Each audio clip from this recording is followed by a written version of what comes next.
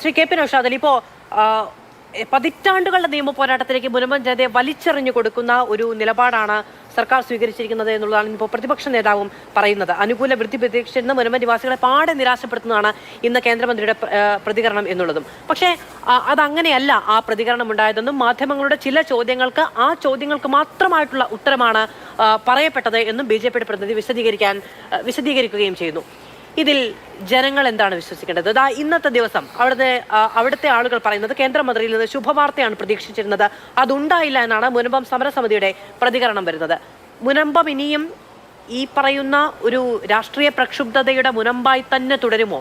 അല്ലാതെ ഇതിനൊരു പരിഹാരം എന്ന് പറയുന്നത് രാഷ്ട്രീയ അവസരങ്ങൾക്ക് വേണ്ടിയുള്ള കാത്തിരിപ്പിലും രാഷ്ട്രീയ അവസരങ്ങൾക്ക് വേണ്ടിയുള്ള പങ്കിട്ടെടുക്കലിന് വേണ്ടിയുള്ള ഒരുതരം ക്രൂരബുദ്ധിയുള്ള പെരുമാറ്റത്തിലും അതിന്റെ പേരിലുള്ള ലാഭമെടുക്കലിലും അങ്ങനെ തന്നെ തുടരുമോ?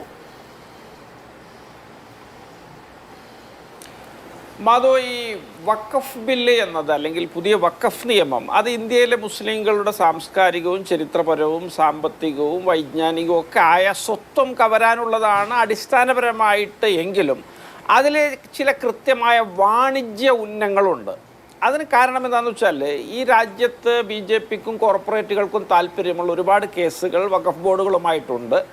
അത് ബാംഗ്ലൂരിലെ ITC വിൻസ്റ്റർ പഞ്ചനക്ഷത്ര ഹോട്ടൽ തൊട്ട് കൽക്കട്ടയിലെ ടോളിഗഞ്ച് ഗോൾഫ് സ്റ്റേഡിയം അല്ലെങ്കിൽ ഗോൾഫ് പാർക്ക് വരെയുള്ള ഒരുപാട് തർക്ക വിതർക്കങ്ങളുണ്ട്. അതുകൊണ്ട് തന്നെ ഇതിലൊരു വാണിജ്യ ഉന്നം വളരെ കൃത്യമായിട്ട് BJP മുൻനിർത്തിയിട്ടുണ്ട്. അതാണ് വഖഫ് ബൈ യൂസർ എന്ന ഒന്ന് എന്നേക്കുമായി അവസാനിപ്പിക്കുന്നു എന്നുള്ളത്. കാരണം ഈ രാജ്യത്ത് ഞാൻ ഈ പറഞ്ഞ വ്യവഹാരങ്ങൾ അടക്കമുള്ള നിരവധിയായ തർക്കങ്ങൾ വഖഫ് ബൈ യൂസറുമായി ബന്ധപ്പെട്ട് കിടക്കുന്നതാണ്. അതുകൊണ്ട് അവയൊക്കെ ഒഴിപ്പിച്ചെടുക്കുക എന്നുള്ള കൃത്യമായ ഉന്നം അത് വളരെ സ്പെസിഫിക് ആയിട്ട് അടിവരയിട്ട് ആ നിയമത്തിൽ പറയുന്നുണ്ട്. ഈ നിയമത്തിന് മുനമ്പമെന്ന ഒരു ഭൂമിയോ അവിടുത്തെ സാധാരണ മനുഷ്യരുടെ വിഷയമോ ഈ നിയമവുമായിട്ട് വിദൂരമായ ഒരു പ്രകാശവർഷങ്ങളുടെ അടുപ്പം പോലും ഇല്ല എന്നുള്ളത് നിങ്ങൾ മനസ്സിലാക്കണം. ഈ നിയമം ചുട്ടെടുക്കുമ്പോൾ ഈ മുനമ്പമോ അവിടുത്തെ മനുഷ്യരൊന്നും ഇവർക്കൊരു കൺസേൺ പോലുമല്ല. പക്ഷേ കേരളത്തിൽ വന്ന് അവർ പറയും മുനമ്പം വിഷയം പരിഹരിക്കാനാണ്, കണ്ടില്ലേ വഖഫ് ബോർഡിൻ്റെ കിരാത നടപടികളിൽ നിന്ന് നിങ്ങളെ രക്ഷിക്കാനാണെന്ന് പറയും. അപ്പുറത്ത് പ്രധാനമന്ത്രി പറയും ആദിവാസികളുടെ ഭൂമി കയ്യേറുന്നതിൽ നിന്ന് അവരെ രക്ഷിക്കാനാണെന്ന് പറയും. എവിടെയെങ്കിലും ഒരു വ്യാപാരി വാണിജ്യ സ്ഥലത്ത് നിന്ന് നിങ്ങളുടെയൊക്കെ ഭൂമി വഖഫ് ബോർഡ് പിടിച്ചെടുത്തോ നിങ്ങളെ രക്ഷിക്കാനെന്ന് പറയും. ഇങ്ങനെ ഒരു വക ആൾമാറാട്ടം പോലെ ഓരോ ഇടത്തും അവരവർക്ക് ചേരുന്ന വിധത്തിലുള്ള ഡയലോഗുകൾ അടിച്ച് എങ്ങനെ മുതലെടുക്കാം എന്നുള്ളതാണ് BJP വിഷയത്തിൽ നോക്കുന്നത്. അത് തന്നെയാണ് ഈ മുനമ്പം വിഷയത്തിലുള്ളത്. പിന്നെ രണ്ടാമതൊരു കാര്യം, ഇതിലൊരു സെക്ഷൻ 2A പ്രകാരം മുനമ്പത്തിന് നീതി കിട്ടുമെന്നാണ് ഇതുവരെ BJPക്കാരൊക്കെ പറഞ്ഞത്.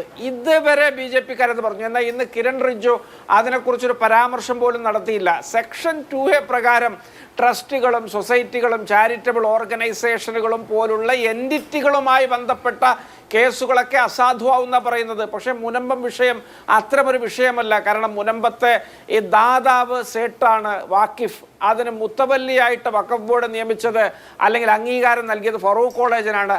അത്തരത്തിൽ രേഖാമൂലമാക്കി അസറ്റ് രജിസ്റ്ററിൽ പെടുത്തിയ ഒരു ഭൂമിയാണ് മുനമ്പം. അതുകൊണ്ട് തന്നെ സെക്ഷൻ 2A അതിന് ബാധകമാകുന്നില്ല. ഇവിടെ മുനമ്പത്തുകാരുടെ എന്തെങ്കിലും ഒരു ആത്മാർത്ഥത BJPക്കോ കേന്ദ്ര സർക്കാരിനോ ഉണ്ടായിരുന്നുവെങ്കിൽ അവർ ഈ നിയമത്തിൽ ഉൾച്ചേർക്കേണ്ട കാര്യം എന്താണെന്ന് വെച്ചാൽ മുനമ്പം ഭൂമി അത് വാങ്ങിയ ഭൂമിയാണ്. അത് വാങ്ങുന്നതിന് മുമ്പ് ഏതെങ്കിലും കാലത്ത് വഖഫാക്കിയാണെങ്കിൽ പോലും ആ വഖഫ് വാങ്ങിയ ഭൂമിക്ക് ബാധകമല്ല എന്ന തരത്തിലൊരു ക്ലോസ് ആ നിയമത്തിലുണ്ടായിരുന്നെങ്കിൽ മുനമ്പക്കാർ രക്ഷപ്പെട്ടനെ. ഇപ്പം അവരെ ഒരു തരത്തിൽ ആർക്കും വിശദീകരിക്കാൻ പറ്റാത്ത വലിയ സങ്കീർണതകളിലേക്ക് അവർ എടുത്തെറിയപ്പെട്ടിരിക്കുന്നു. മുനമ്പം പ്രശ്നം പരിഹരിക്കാനുള്ള ഏക മാർഗം അത് സംസ്ഥാനത്തിനകത്താണ്. അത് വഖഫ് കമ്മീഷനുമായി ബന്ധപ്പെട്ട് ഉള്ളൊരു വിഷയമാണ്. അതിനെതിരെ അപ്പീൽ പോകുന്ന സംസ്ഥാന ഗവൺമെൻറ്റൊക്കെ നമ്മെ നിരാശപ്പെടുത്തുകയാണ്. ഈ സംസ്ഥാനത്തെ മുഴുവൻ മുസ്ലിം സംഘടനകളും ആ വിഷയം പരിഹരിക്കാൻ സന്നദ്ധത പ്രകടിപ്പിച്ചിട്ടുണ്ട്. അവരെ വിശ്വാസത്തിലെടുത്തുകൊണ്ട് ഈ പറഞ്ഞ വഖഫ് കമ്മീഷനാണ് ആ കാര്യത്തിലൊരു തീരുമാനം എടുക്കേണ്ടത്. ആ തീരുമാനത്തിലേക്ക് പോകുമ്പോഴാണ് സംസ്ഥാന ഗവൺമെൻറ് അപ്പീലുമായിട്ട് ഹൈക്കോടതിയിൽ പോകുന്നത്. അപ്പോൾ ഈ വിഷയം പരിഹരിക്കാൻ പലർക്കും ഇവിടെ താല്പര്യമില്ല.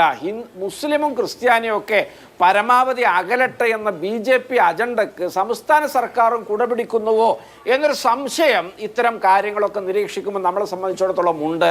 അതുകൊണ്ട് മുനമ്പം എന്ന ഭൂമിയുമായിട്ട് ബന്ധപ്പെട്ട് ഈ ബില്ല് വലിയ പരിഹാരമാണ് എന്ന് പറയുന്ന BJP-ക്കാരെ ഓർത്ത് എനിക്ക് വലിയ ചിരിയാണ് വരുന്നത്.